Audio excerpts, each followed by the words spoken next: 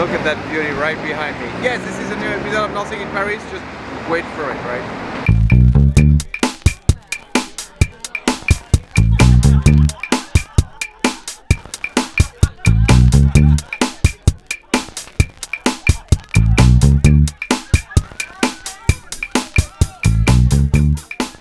Let's dance.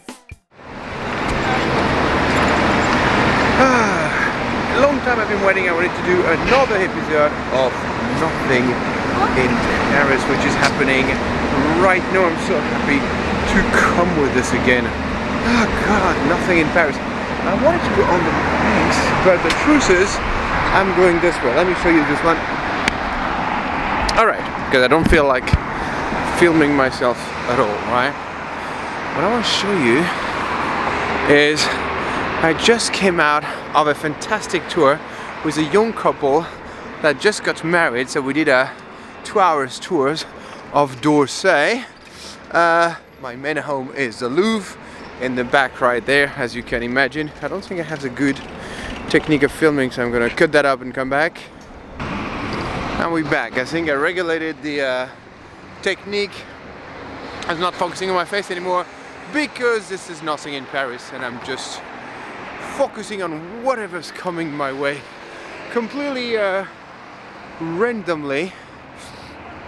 That's why I love doing this with the stabilization. Ooh, look at that, huh? Appetites. You want to give this one appetites, right? So the Grand Palais is under renovation. I don't know if you know, but that building has been made in 1900. This everybody knows. What you might not know about that building is like they've been having really big trouble to stabilize the building because it's been moving a lot, like something like a millimeter every year. So they really have a bit of a problem to stabilize that building. Let me see if I can zoom in a little bit for you. Yeah, I can't believe like such a massive building have been moving and they couldn't fix it. So I hope they're gonna fix it this way, or maybe they've done it already. I love to come skateboarding here, not that you really care. Next thing I'm doing now is I'm going to that path. That was the Orangery, so I went last time to see the fantastic de Kooning and Soutine show that you can find on my channel. Now I'm going on the other side because there is a show, an exhibit about black and white photography from the MoMA, and I'm really looking forward to this one. And we have a nice little stand today. Oh, just I wanted to say a word about Notre Dame that is in the back right there. I got a friend working in the restoration of monuments of Paris, and the president say it might be restored in 2024. My friend got some intel on this one, and he told me actually we will be lucky if we have any chance to get into that building 2028, if not 2030. So we'll have to wait a little bit. As you can see, the beauty of d'Orsay again. And the good thing when you're done with the d'Orsay, you can either take a walk on the banks right there. I would avoid to do it at night if I was you. You can go there, you can exercise a little bit, which is something I should definitely do. But that will be for next year. Hey, we got a New Year's for something. Gotta take some new resolutions for sure. And that's why I'm just really enjoying filming the river as I'm waiting for the light to change. You recognize the Institut de France, the dome, built under Mazzarini. Changed his name into Mazarin to get more French, and now I got the green light, so I'm getting into the Tuileries Gardens. The Tuileries Gardens has been called the Tuileries really from the late Middle Age into the Renaissance. Why? Because that's where they they prepare the tiles to put on the building. So tiles is tuile in French. That will become Tuileries a little bit later. That's all the things that are forbidden in the park nowadays. It's funny how they just try to tell people in a simple way, just walk. You know, it could have been simpler to just walk, but no, they decided to put a lot of things that are forbidding a lot of stuff, right? I don't think it's a good way to talk to people, that to forbid everything. But I gotta do what you gotta. Oh, no, I really want to show you that because some people don't know that. But what you have in this Tuileries garden, and it's really, really nice.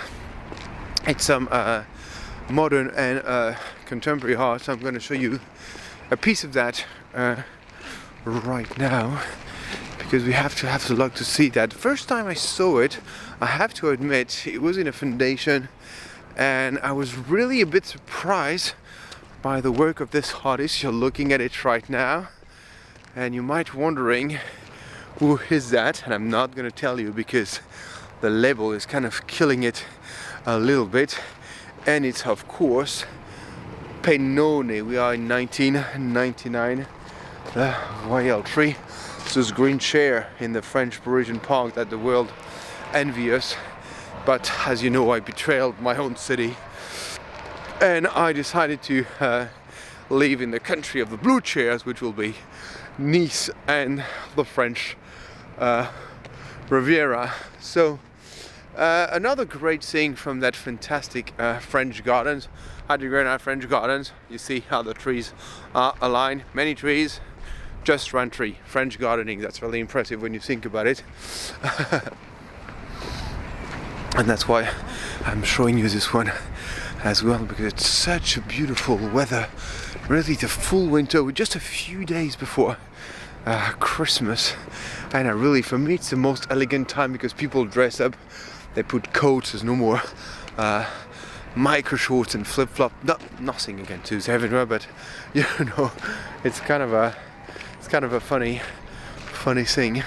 So look at the beauty of the Louvre from here, and they get by Napoleon as I'm going to the Museum of Photography. Oh yeah, I just heard from some guests that they are renovating right now the obelisk. I really need to find out if they are really sending back that building, as I said on another video, to Egypt, but I'm pretty sure I read it, so it's kind of weird. Apparently the British Museum is sending back some work from to the Parthenon in Greece, which is, I think, an interesting direction for the future of museums.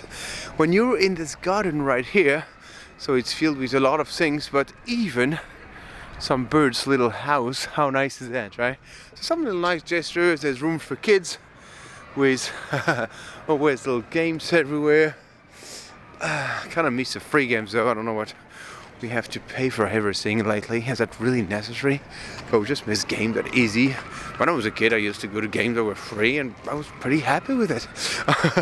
Maybe that's too conservative. I shouldn't say this kind of thing. You're not allowed to do say that anymore. So that was a little episode of Nothing in Paris. I want to keep a little bit more video just for the pleasure of filming the tree.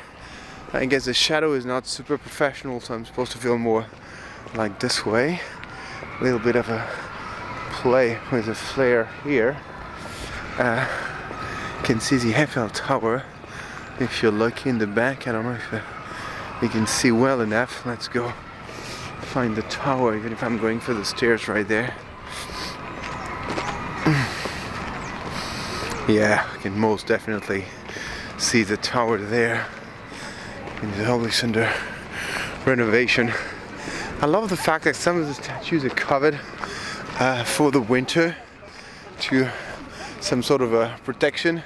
Kind of remind me of a trip I made to Cairo, and when I was in Cairo, I remember it was during the time of the kind of a revolution, and I came out of the hotel, and I remember getting in a cab, and in the cab all the statues were wrapped up because they were a symbol of power that they've been defeating, and I asked the guy, like, how safe is the country, and he told me with a super beautiful broken English, probably as broken as mine, that it's completely safe. The next thing I know, like, I'm coming back from my appointment, and the bus that was parked in front of my hotel has been burned to the ground. So that's safe, I guess, right? So really the beauty, and I'm going in that building right now, which is called the Jeu de Paume, because they used to play that Jeu de Paume game, which is, let's say, close to squash or yeah, tennis, something like this, right? Which you play with your hands. And yeah, so finally I walk you through this one. Thank you so much for spending your time with me. If you enjoy Laughing Museum, the channel, please subscribe, do your thing with your thumb up, and most important, get the link below when you can find the link to my book in English and my books in French. I got 3 out right now, one on the Louvre, one on Nice, a little fantasy novel, and soon a history of painting on 500 pages. You guys, take care.